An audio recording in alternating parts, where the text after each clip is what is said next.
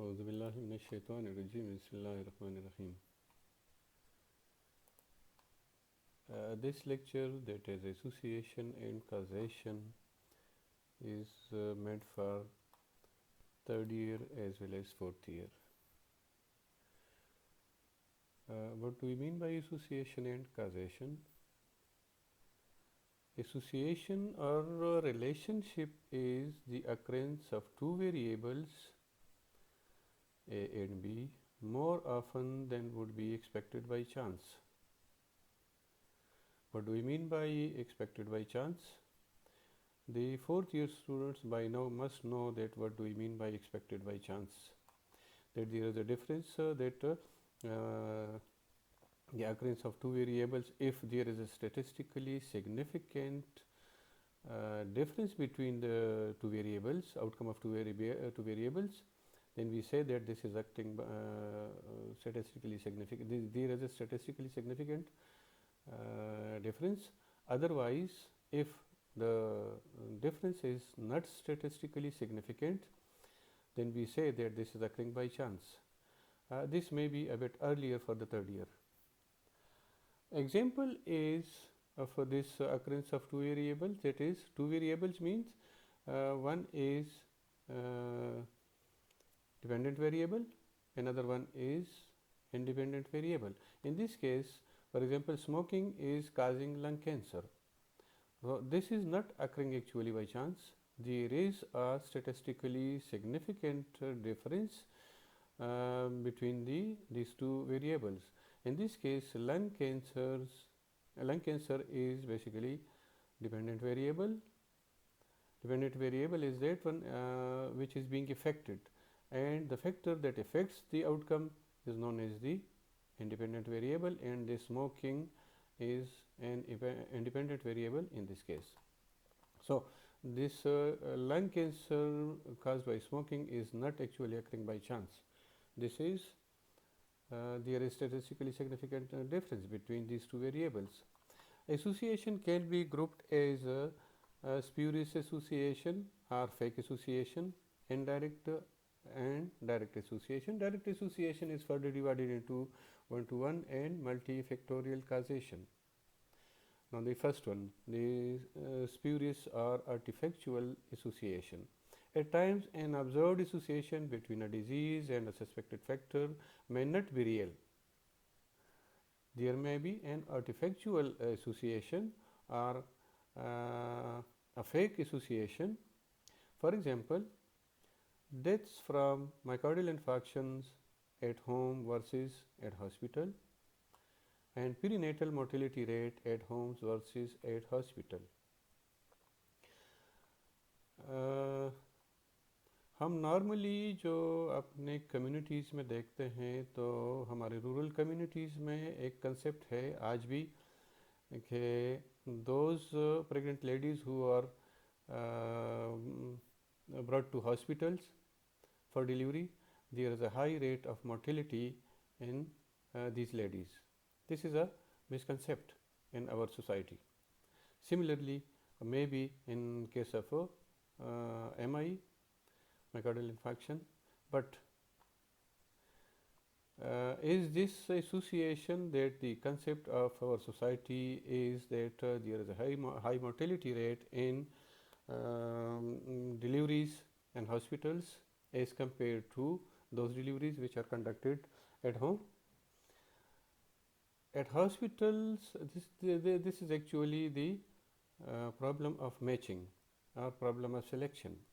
That at hospitals, the patients that are brought to the hospitals are high risk with respect to age, parity, perinatal care, home circumstances, general health, and associated diseases between the are in this study group. That is the groups that they are selecting for this say for example the study in our society as compared to the control group. This means that the patients that are brought to hospitals, they are basically with respect to this second point, that is the patients which are brought for delivery to the hospitals are basically having complicated pregnancies. Now ज़ाहिर है इनमें motility rate ज़्यादा होगी as compare to those patients who are more stable and having no high risk like the age, advancing age, the multiparity and the prenatal care and वगैरह वगैरह. सो ज़ाहिर है इन लोगों में जो लो रिस्क पीपल हैं, low risk ladies with pregnancy और delivery home पे कंडक्ट करते हैं, तो ज़ाहिर है उनमें मोर्टेलिटी रेट कम होगी. So this is due to selection bias, and this is solution lies in matching the two groups, the study and the control group. Second is indirect association. Sometimes association at first appeared to be causal, but on further study we found that we found that this is actually indirect. For example, high altitude causes goiter. Now, whether high altitude causes goiter or this iodine deficiency causes goiter.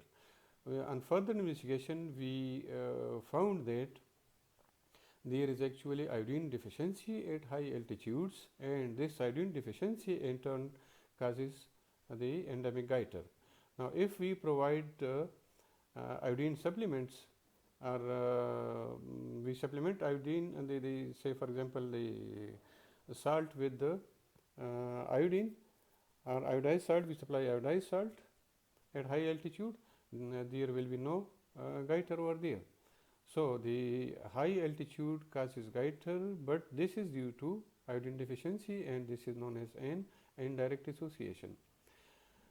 And this is known as the third factor or confounding variable. Another example is that certain water supply causes cholera, but we can see that the water supply does not cause cholera.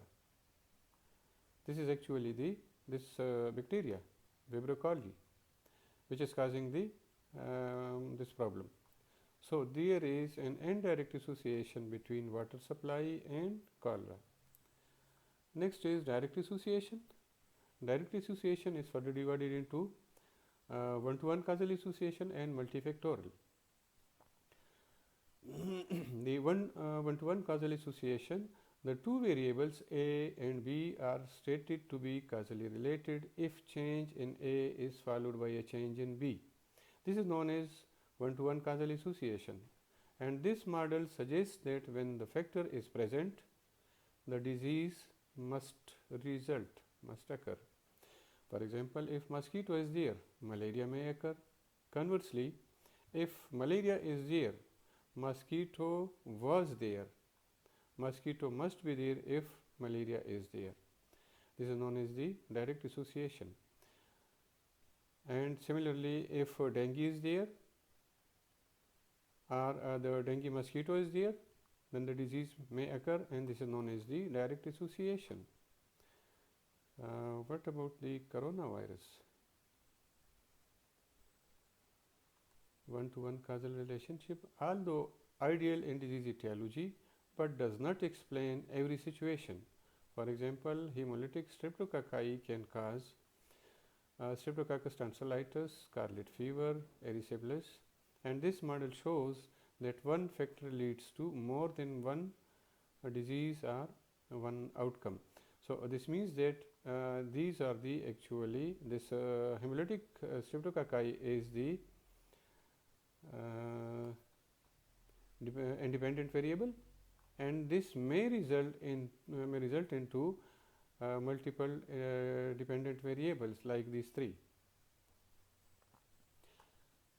Next is the direct or causal association. The third one is the direct causal association and the multifactorial causation. In non-communicable diseases, we can see that factor 1, 2, 3 may cause a disease because these factors react at cellular level and then cause a disease. Certain examples, for example, non-communicable disease, hypertension is caused by different factors like the factors may be the factor causing the hypertension may be modifiable, may be non-modifiable.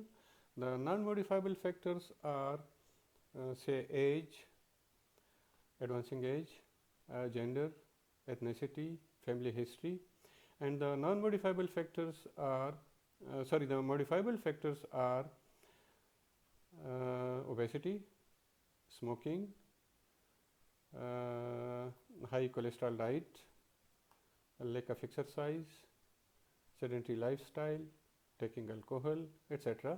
There are so many other factors. Now, these factors, either one factor may cause the disease, this may cause reaction at the cellular level and may cause hypertension. Say for example smoking, say for example sedentary lifestyle. Say another factor which may be non-modifiable, say the age, advancing age. No other factor may be there, only the advancing age may react at cellular level and may cause hypertension.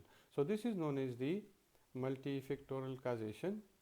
And another model is that factor 1 plus factor 2 plus factor 3 may react at cellular level and may cause the disease. Example, for example, lung cancer is caused by smoking plus air pollution plus exposure to asbestos, and this model of multifactorial causation shows synergism, that is one factor this effect of one factor plus second plus third factor, these synergistically affect the causation of the problem of this say lung cancer. If you remember, I have shared with my fourth year my study of MPhil, which was association of stone crushing dust with the PFTs and lung cancer. There was a high prevalence, or the mortality rate was high in my study regarding the lung cancer in the people who were exposed to stone crushing dust or silica. Now, this lung cancer in my study was caused by exposure to stone crushing dust or silica, which is the air pollution, and there was a high association of smoking in these persons as well as the advancing age. That is, those persons who were exposed for a long time and their age was advanced, say for example the comparison of those persons who were whose age was 20 as compared to those whose age was 50. Now, there is a multifactorial association in that study, that is association of stone crushing dust and lung cancer in my study. So, the factor 1, say the exposure to air pollution, that is the exposure to silica, plus this factor smoking, plus factor 3, say the advancing age. All these act synergistically and these react at cellular level and cause this disease, lung cancer. That's all about this topic, association and causation. Thank you very much.